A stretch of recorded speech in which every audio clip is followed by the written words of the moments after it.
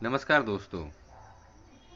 SSC GD के 2025 में अभी तक जितने भी पेपर हुए हैं उसके हर शिफ्ट में जीके जीएस में जो प्रश्न पूछे गए हैं उसी को ध्यान में रखते हुए एक्सपेक्टेड क्वेश्चन आपके लिए मैं टॉप 30 लेकर के आया हूं,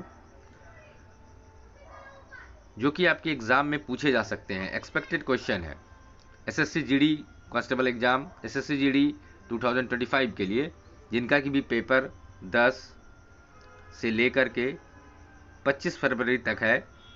उसके लिए ये रामबाण क्लास है, अंत तक देखिएगा, काफ़ी इंपॉर्टेंट वीडियो है।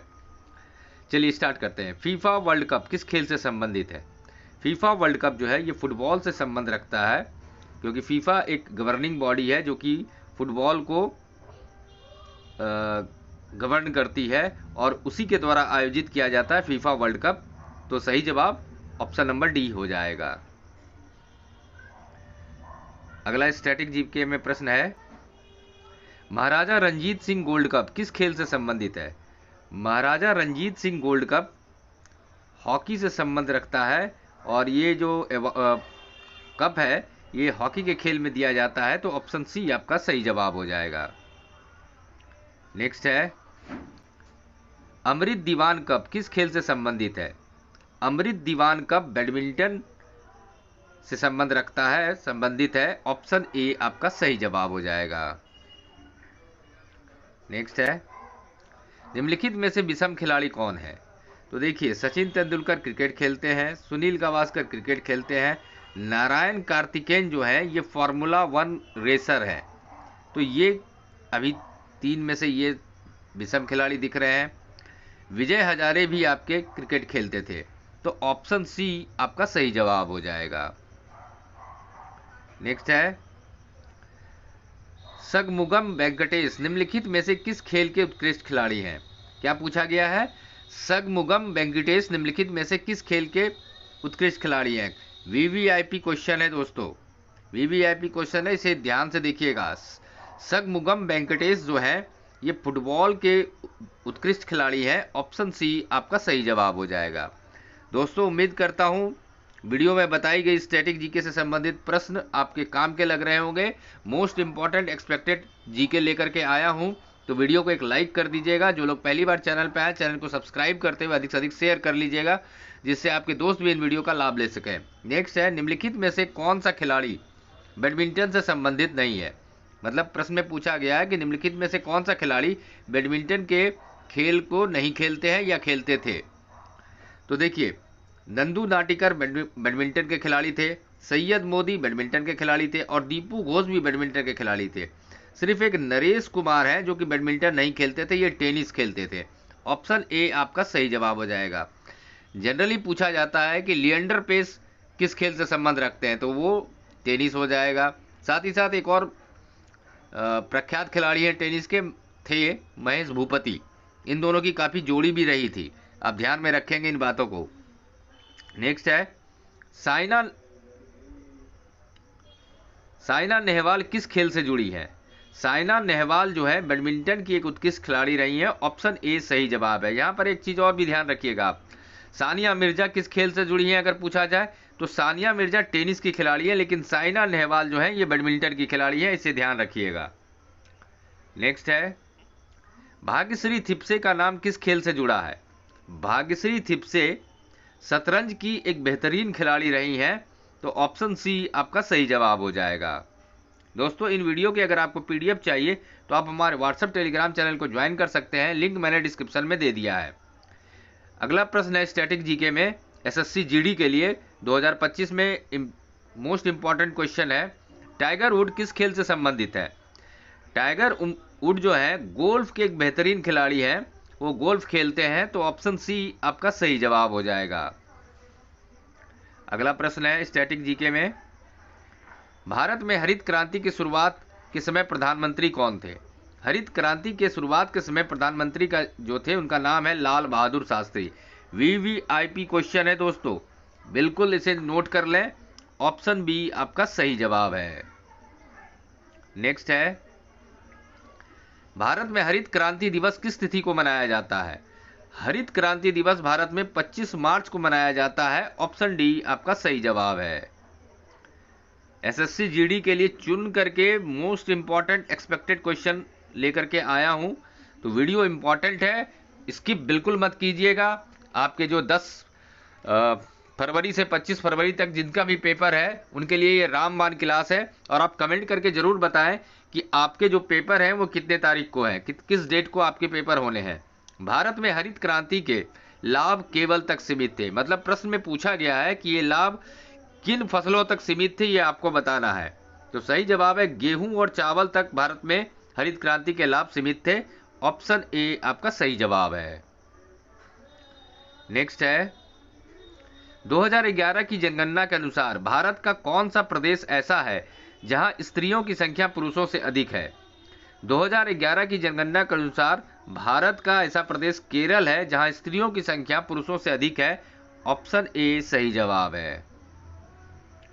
नेक्स्ट प्रश्न है हमारा स्टैटिक जीके में, भारत में 10 वर्षीय जनगणना विधिवत रूप से किस वर्ष प्रारंभ हुई थी। भारत में 10 वर्षीय जनगणना विधिवत रूप से 1881 में प्रारंभ हुई थी। ऑप्शन बी सही जवाब है। ये भी काफी वीवीआईपी क्वेश्चन है, नोट कर लीजिए इसे, काफी एक्सपेक्टेड है ये क्वेश्चन। नेक्स्ट है निम्नलिखित में से किस एक राज्य में साक्षरता का स्तर सर्वोच्च है।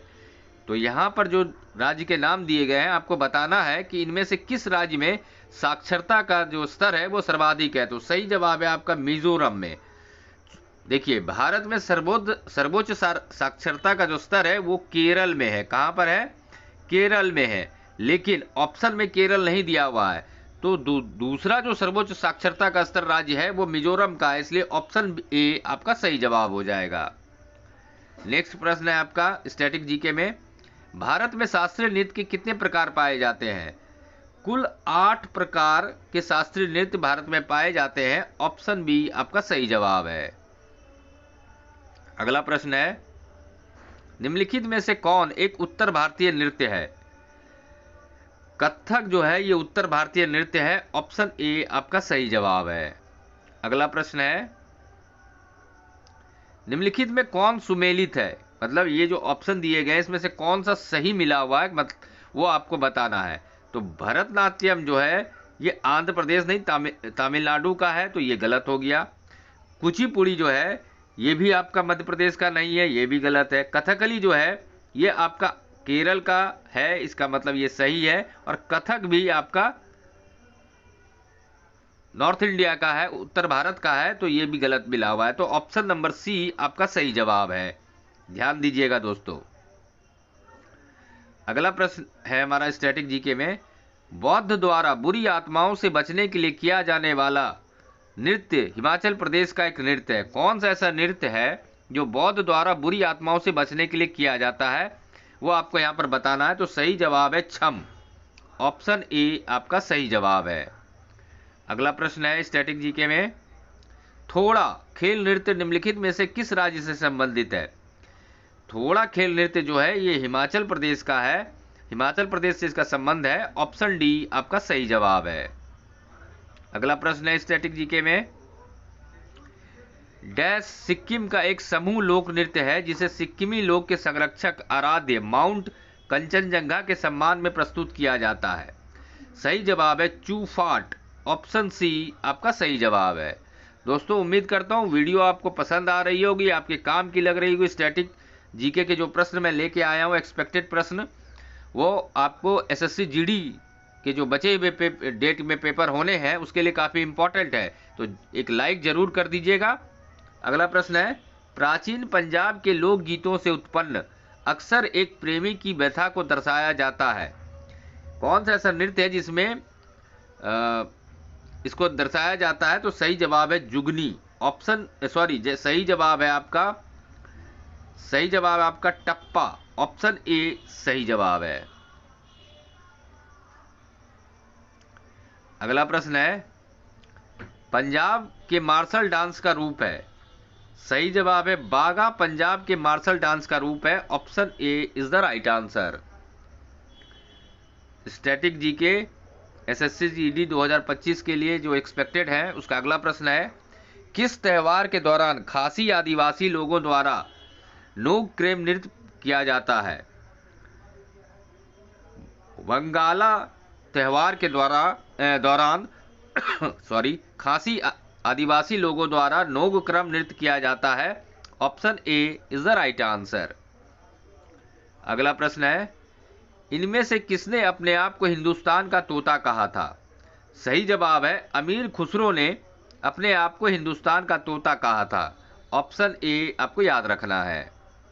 अगला प्रश्न है स्टैटिक जीके में, निम्न में से किस राज्य में हम्पी नृत्य उत्सव मनाया जाता है? तो हम्पी नृत्य उत्सव दोस्तों कर्नाटक में मनाया जाता है। Option B is the right answer. अगला प्रश्न है, प्रसिद्ध नर्तक चेमनचेरी कुन्नी रमन नैयर का संबंध निम्न में से किस नृत्य से है? प्रसिद्ध नर्तक चेमनचेरी कुन्नी रमन नैयर का संबंध कथकली से है। ऑप्शन ए आपको ध्यान रखना है। अगला प्रश्न है, निम्न ग्रैंड स्लैम टाइटल में से किसको रोलैंड गैरोस टाइटल भी कहा जाता है? सही जवाब है फ्रेंच ओपन को रोलैंड गैरोस टाइटल भी कहा जाता है। Option B is the right answer. अगला प्रश्न है, यामिनी कृष्णमूर्ति किस शास्त्रीय नृत्य की प्रख्यात नृत्यांगना है? सही जवाब है इसका ए और बी, मतलब यामिनी कृष्णमूर्ति जो है ये भरतनाट्यम और कुचिपुड़ी दोनों की प्रख्यात नृत्यांगना है। तो सही जवाब हो जाएगा ऑप्शन नंबर सी। और आज का अंतिम प्रश्न है दोस्तों, पद्मा सुब्रमण्यम किस शास्त्रीय नृत्य शैली से संबंधित है? पद्मा सुब्रमण्यम का भरतनाट्यम से संबंध है। ऑप्शन ए आपको ध्यान रखना है। अंत तक वीडियो देखने के लिए दोस्तों धन्यवाद।